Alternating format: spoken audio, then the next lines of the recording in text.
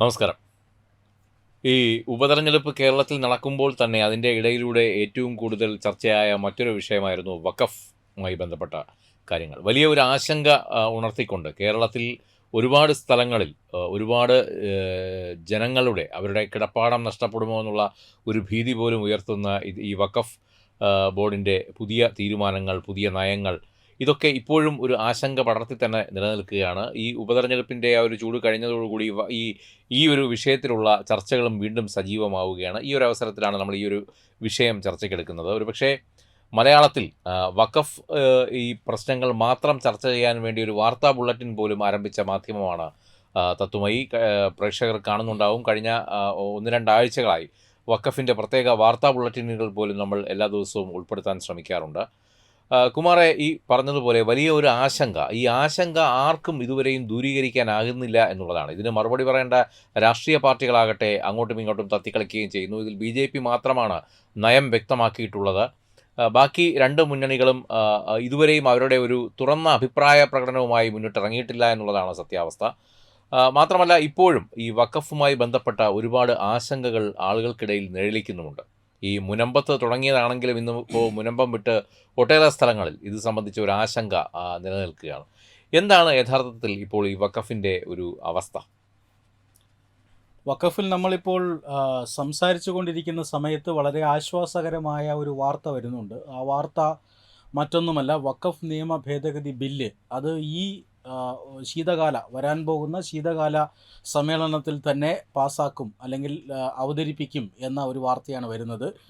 ലോക്സഭയിൽ 15 ബില്ലുകൾ ഇതുവരെ ലിസ്റ്റ് ചെയ്തിട്ടുണ്ട്. അതിലൊന്ന് വഖഫ് നിയമ ഭേദഗതി ബില്ലാണ് എന്നത് ഒരു ആശ്വാസകരമായ വാർത്തയാണ്. കാരണം ലോക്സഭയിൽ അത് അവതരിപ്പിച്ചുവെങ്കിലും അത് പിന്നീട് പാർലമെൻറ്റിൻ്റെ സംയുക്ത സമിതിക്ക് വിടുകയാണ് ചെയ്തത്. ഈ ജോയിൻറ്റ് പാർലമെൻ്ററി കമ്മിറ്റിക്ക് എന്തുകൊണ്ട് വിട്ടു? BJP സർക്കാരിന് ഇത് പാസ്സാക്കാൻ അത്ര ശുഷ്കാന്തി ഇല്ലേ?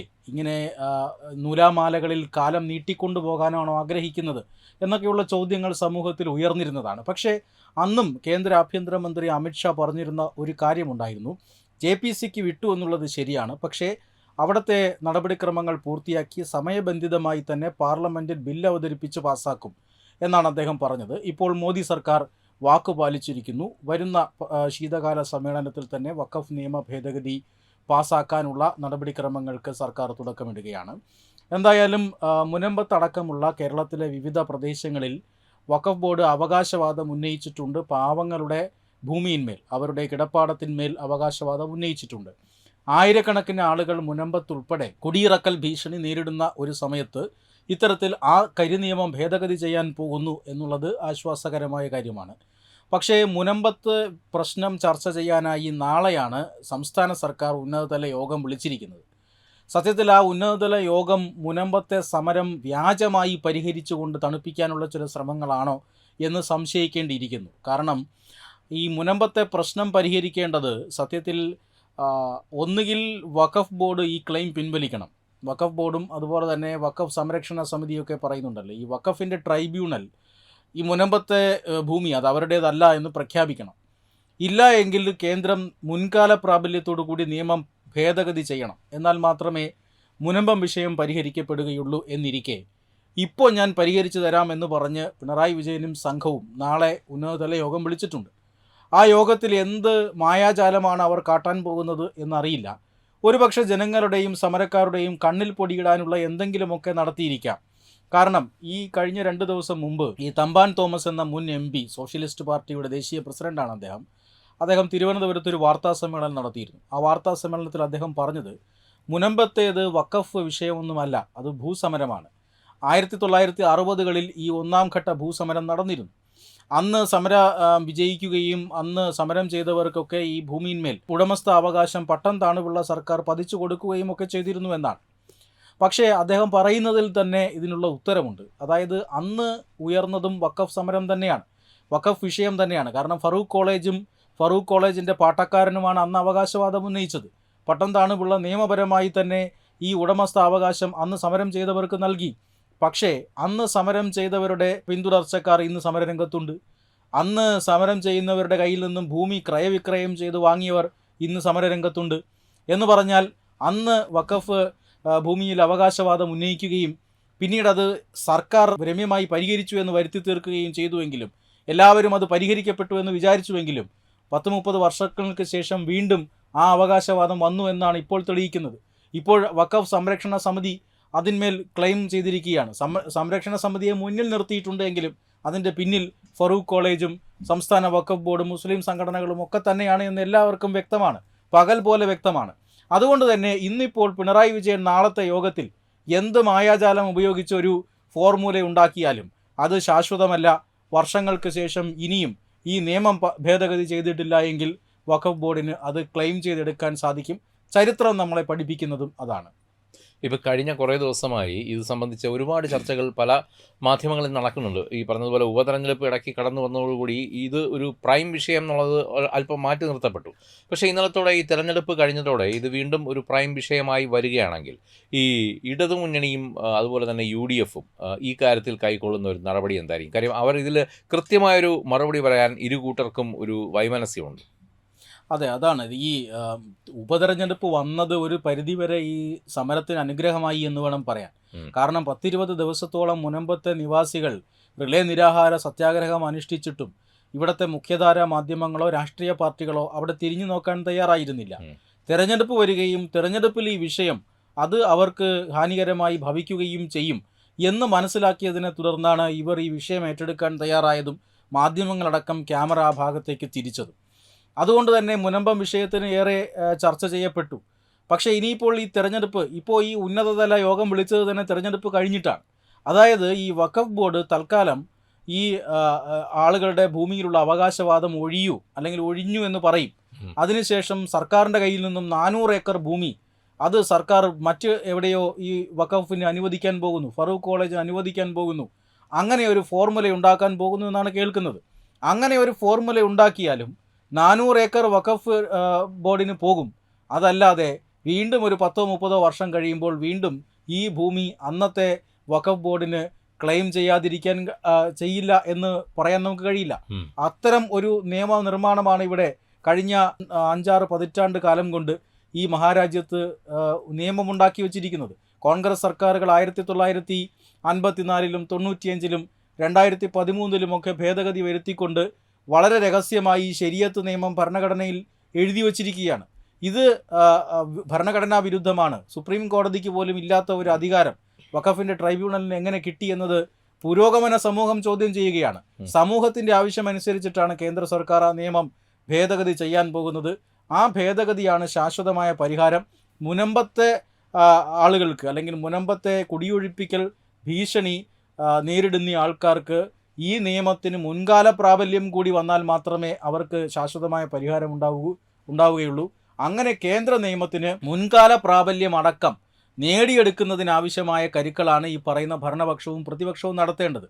പകരം ആ കേന്ദ്ര നിയമത്തിന് എതിരായി അല്ലെങ്കിൽ അങ്ങനെ ഒരു ഭേദഗതി വരുത്താൻ പാടില്ല എന്നാവശ്യപ്പെട്ടുകൊണ്ട് ഇവർ രണ്ടുപേരും ഒരുമിച്ച് നിയമസഭയിൽ പ്രമേയം പാസ്സാക്കുകയാണ് ചെയ്തത് എന്നുള്ളതാണ് മുനമ്പത്തുകാരുടെ ആശങ്ക.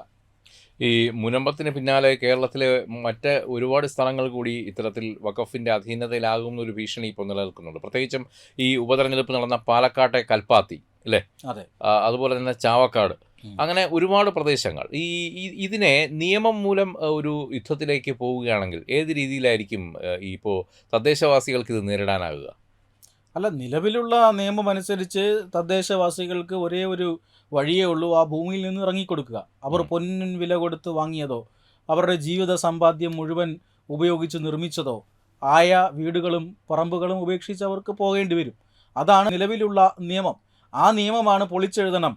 എൻ്റെ അഭിപ്രായത്തിൽ ഈ നിയമം പൊളിച്ചെഴുതി ഈ നിയമത്തെ നന്നാക്കാനൊന്നും നിൽക്കേണ്ട കാര്യം സർക്കാരിനില്ല. ഈ നിയമം ഭരണഘടനാ വിരുദ്ധമാണ് എന്ന് പറഞ്ഞെടുത്ത് തോട്ടിലെറിയുകയാണ് വേണ്ടത്.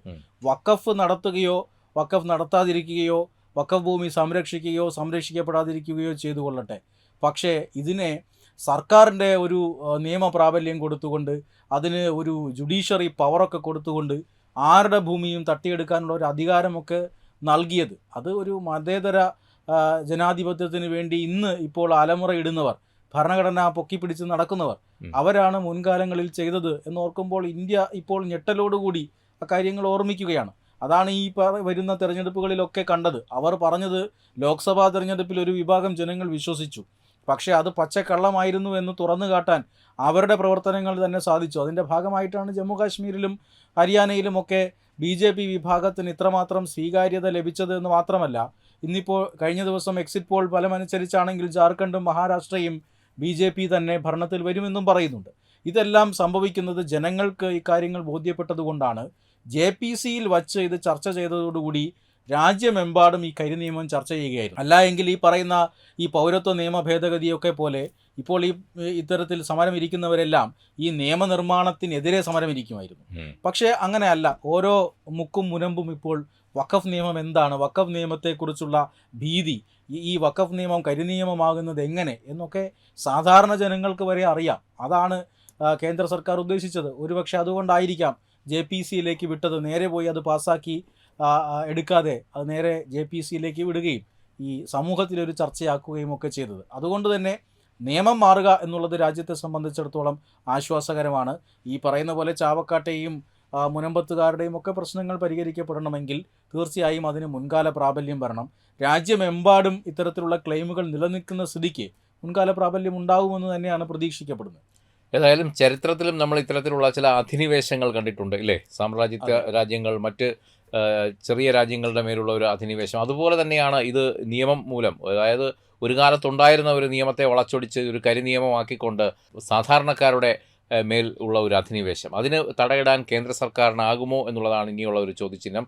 എന്തായാലും ഉപതെരഞ്ഞെടുപ്പ് കഴിഞ്ഞ ഈ ഒരു വേളയിൽ കേരളം വീണ്ടും ഈ ഒരു വിഷയം സമഗ്രമായി ചർച്ച ചെയ്യുകയാണ്. തത്വമൈ ഈ ഒരു വിഷയം അതീവ ഗൗരവമായി തന്നെ എടുത്തിട്ടുണ്ട്. അതുകൊണ്ട് തന്നെയാണ് നമ്മൾ പ്രത്യേക വാർത്താ ബുള്ളറ്റിൻ, വഖഫ് വാർത്തകൾ എന്നുള്ള പേരിൽ തന്നെ വാർത്താ ബുള്ളറ്റിൻ, നാട് വിഴുങ്ങുന്ന വഖഫ് എന്നുള്ള ഒരു തലക്കെട്ടോടുകൂടി മിക്ക ദിവസങ്ങളിലും അത്തരത്തിലുള്ള ഒരു വാർത്തയെങ്കിലും ഞങ്ങൾ നിങ്ങളിലേക്ക് എത്തിക്കാൻ ശ്രമിക്കുന്നുണ്ട്.